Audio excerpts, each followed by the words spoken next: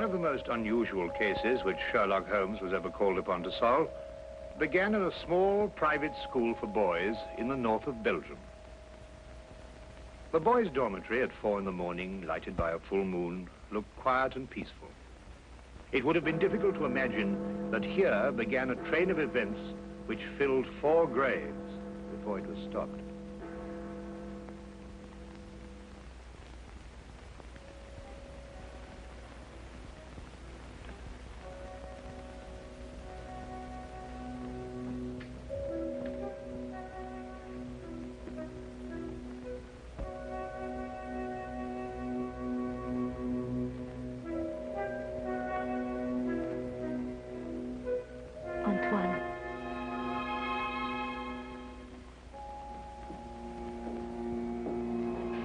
Antoine.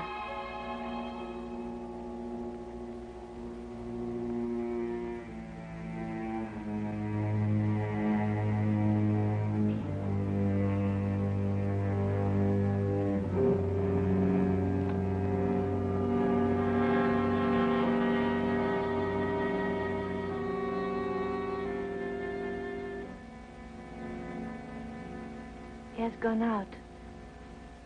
Didn't you try to stop him? I called his name. Either he did not hear or pretended not to. I was afraid to startle him.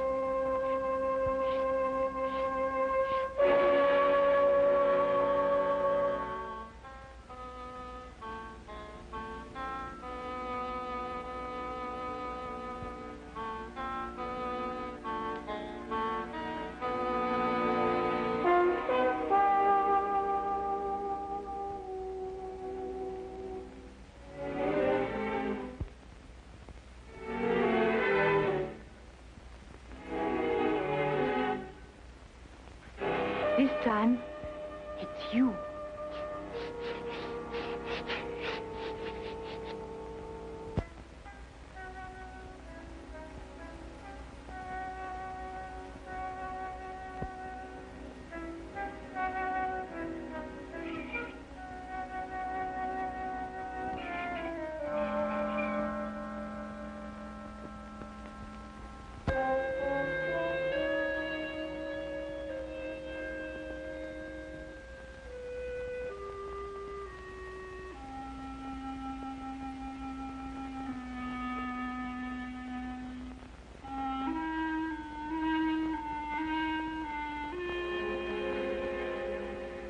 Monsieur Caron, is there nothing wrong? No. Nothing, Antoine. Go back to sleep. What are you going to do? The police? It will be the end of my career. We'll have to close the school. Send the boy away? Would that stop it? I suppose not. It's horrible. 3 deaths in 3 months. Each one foretold by the writing on the church steps. I still think the police... No. But your own life. I've never felt in better health. And if I'm careful to keep out of drafts and avoid falling downstairs. How can you joke at a time like this? There's a man in London He's solved cases even more hopeless than this. Sherlock Holmes? You thought of him? Let me write to him. And ask him to do what? To come here, investigate. Find out who is responsible for those deaths and how a schoolboy can tell in advance who is next to die. And have the school invaded? Our teachers questioned? Our boys terrorized? I'll do my own investigating, Mademoiselle Grande. In my own way.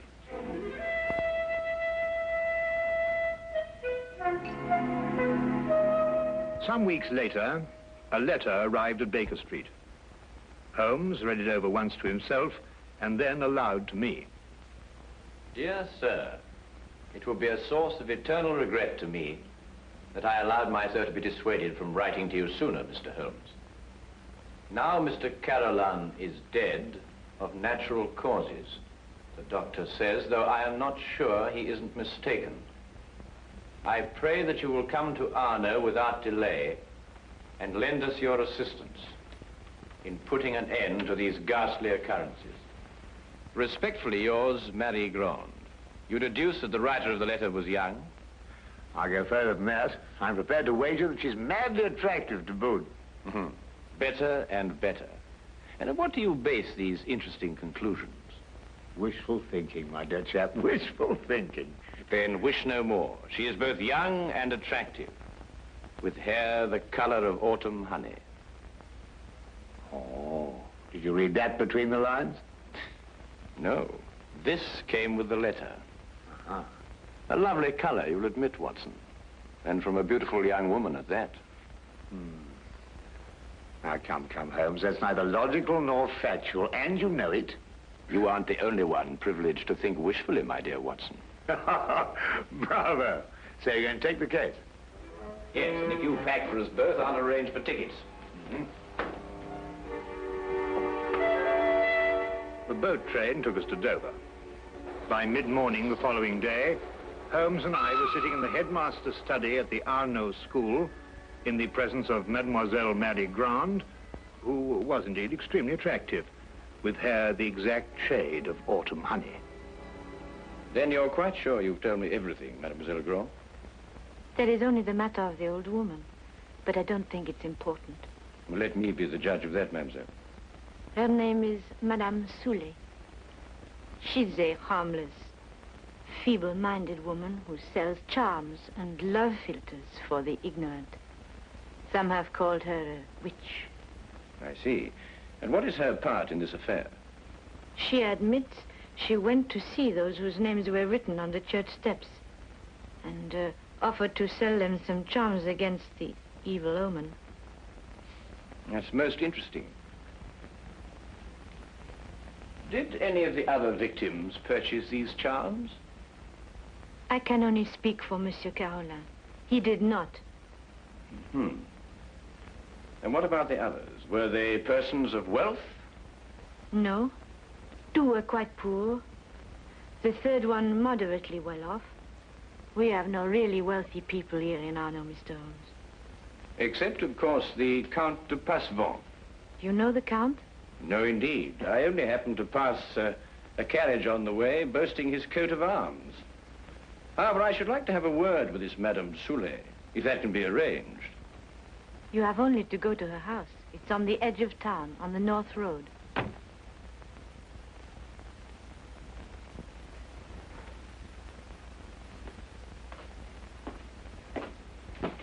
Monsieur Manelli, this is Monsieur Holmes and his friend Dr. Watson. Monsieur Manelli, our new headmaster. How do you do? How do you do?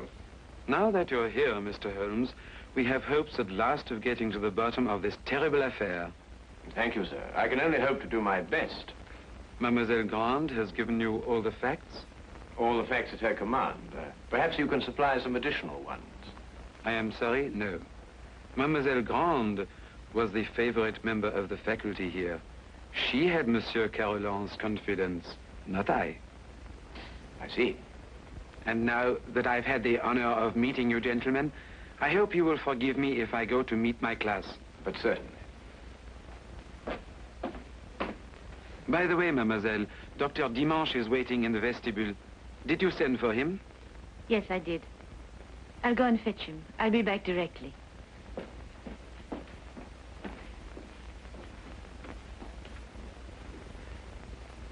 But the boy, Holmes, the boy, you hadn't asked to see the boy. The boy can wait, Watson. Yes, but why? Surely he's the most significant part of it.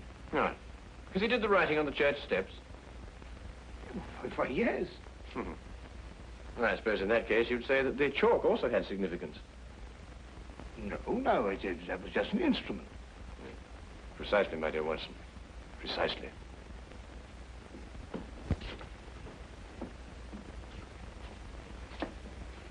Mr. Holmes, this is Dr. Dimanche. Mr. Holmes and Dr. Watson. Delighted. How do you do, Doctor? Always happy to meet a colleague. Thank you, so am I. I hope I haven't kept you waiting. I came as soon as I got Mademoiselle's message. Won't you sit down? Thank you. Mademoiselle Grant tells me that you're the physician who attended Monsieur Carolan shortly before he died. Yes. My last examination of him gave me no hint of what was coming. I see, and yet you're positive he died of natural causes. There's no doubt about it. I believe 3 other persons died recently in Arno, shortly after their names appeared on the church steps. Did you attend them also? Arno is a small town. I'm fortunate or unfortunate enough to be the only doctor here. Previous to your present fortune, or misfortune, you practiced in Paris, I understand.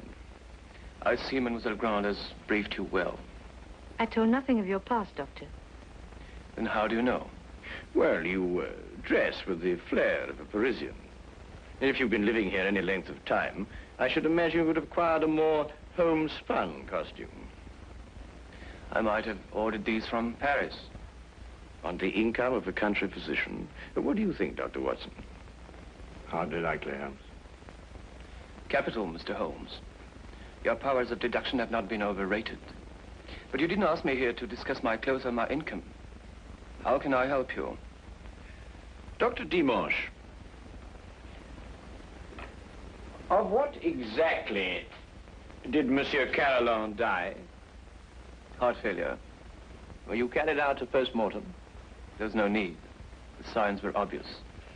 I see. And you saw nothing suspicious, either in the case of Monsieur Carolan or of the other victims? Not one thing, Mr. Holmes. That's interesting.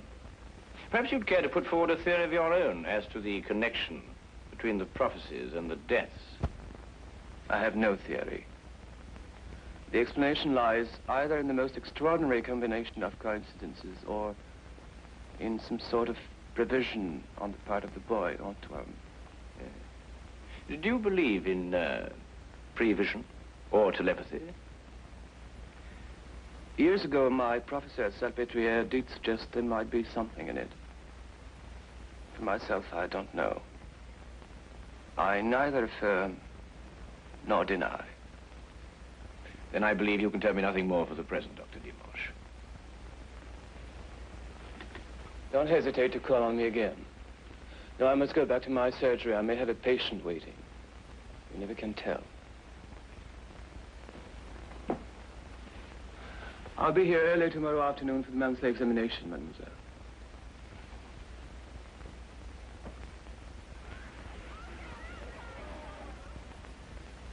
Dr. Dimanche examines your pupils every month, then, mademoiselle? Yes. The health of our pupils is of the greatest concern to us. And so it should be, Mademoiselle Grant. And so it should be. You know, it's an extraordinary thing, the odd and assorted illnesses that crop up in a boys' school. Vous devez être en classe à cette heure au lieu de courir dans les couloirs. Allez maintenant. That is he. So that's the boy who on 4 separate occasions was able to foretell the death of a citizen of Arno. Well, there must be some logical explanation for it. There is, Watson, there is. Holmes, do you know how it was done? Yes, that part was simple. Our main difficulty will come when we try to prevent the 5th murder.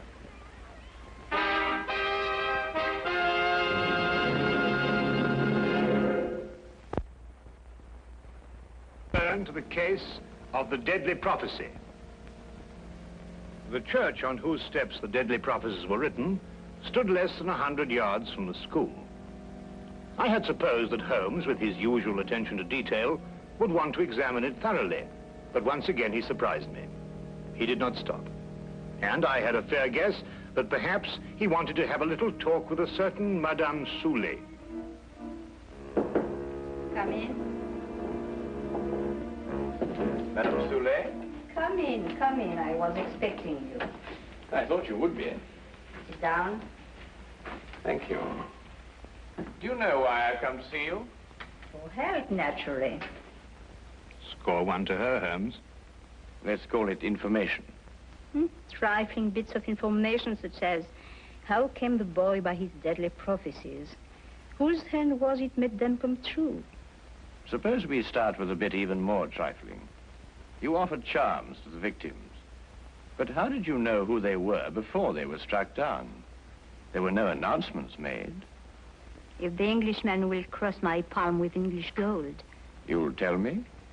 I will give the Englishman a filter, warranted to make him see so clearly and think so lucidly that all mysteries will be revealed to him. Each is as potent as the belief of the one who buys and uses it. If those four had bought instead of turning me away, who knows? But they did turn you away.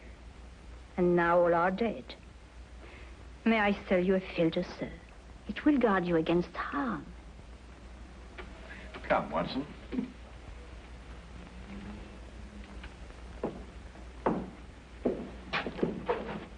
Good day, Madame Soulet. You are a wise man. You say little and listen well. Good day to you, sir.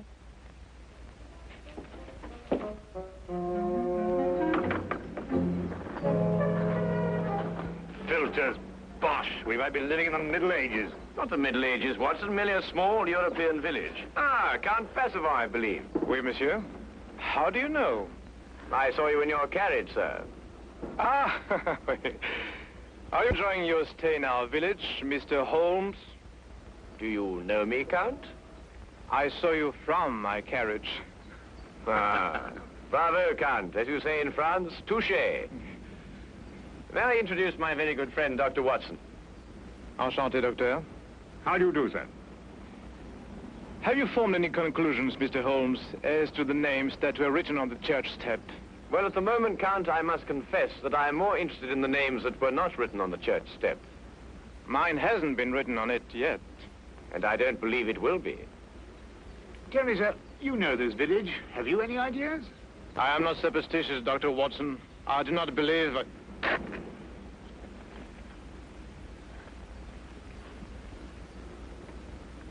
You're not superstitious, Count?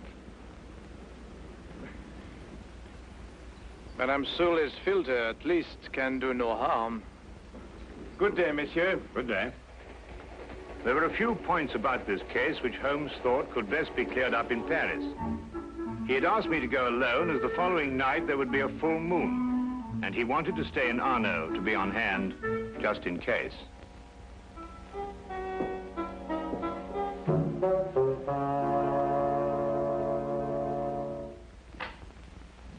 What is it? What's happened? Nothing at all, Antoine. You were walking in your sleep. Now, be a good boy and get back to bed.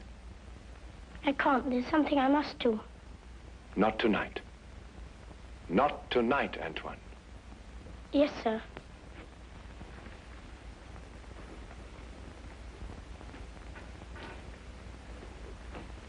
What does it mean? It means that nothing further will happen tonight. Sleep well, Mademoiselle Grand.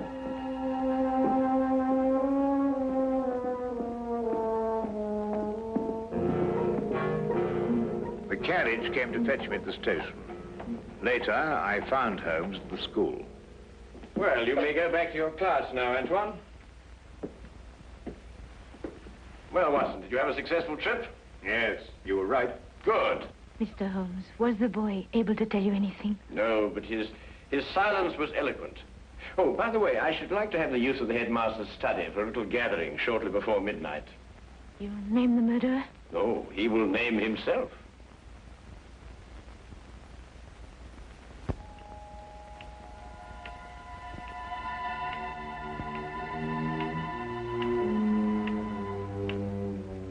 It's almost midnight, Mr. Holmes. Must we wait much longer? Ah, good evening, Count. I think you all know Count Passavant. Count, you met Dr. Watson in front of Madame Soulet's cottage. Would you be so good as to take that chair, Count? I expect you're all wondering why you've been invited here at such a late hour this evening. Well, we are concerned with the murder of Monsieur Carolan and of 3 other citizens of Arno before him. Mr. Holmes are sure they died natural death. I happen to believe that they were murdered. Now, the question is, with what motive? Profit? But these were ordinary people of modest means. The murderer could scarcely hope to enrich himself at the cost of their lives. Now, a thought occurred to me, and I decided to go and see Count Passavant and ask him if his life had been threatened too. It has been. And this is the feature of the case that most intrigues me. Blackmail has often been the prelude to murder, but here, for the first time, murder became the prelude to blackmail. What was demanded of you, Count? 100,000 francs. And if you didn't pay? My name was next to appear on the church tips. So you see, extortion was the motive from the first. And to that end, an atmosphere of terror was built up by means of 4 successive murders. It would take a man of superhuman courage to resist. But, Mr. Holmes, the names were written by one of our pupils. What possible connection could an 8-year-old boy have with such a scheme? Yes, Antoine. Just an unwitting tool. Of whom? The blackmailer must be someone who could have poisoned 4 people. Don't distress yourself, Madame Soulet. The killer meant suspicion to fall on you. But a person of your simple habits wouldn't play so dangerous a game. No. There is a suspect close at hand, who not only had an expert knowledge of poisons, but to whom the boy has been far more accessible.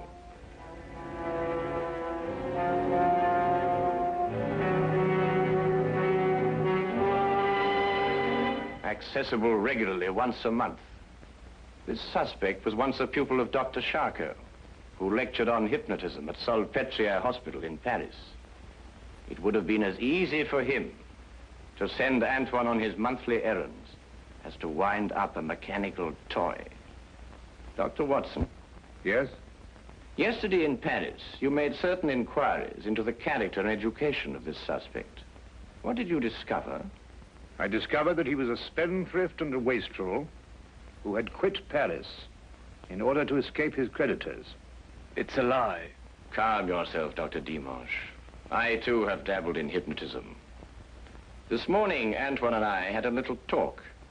I suggested that he come down here at midnight and point out the person who instructed him to write on the church steps. The person he was instructed not to remember when out of the hypnotic trance. It lacks but 1 minute to 12 now.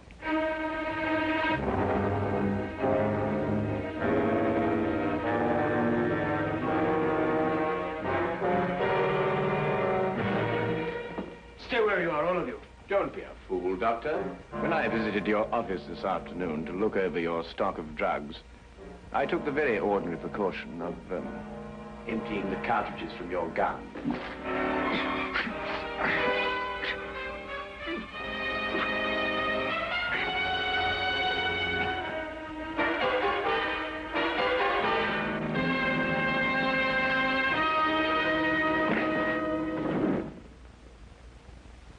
Should we wait for the boy to make the identification, Mr. Holmes? Mademoiselle, Mr. Holmes's deductions are always completely truthful and completely accurate.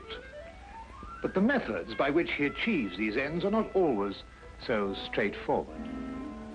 He said that he'd hypnotized the little boy to have him come here tonight at midnight. How did you know it was a bluff? You also said that the gun was unloaded. Oh,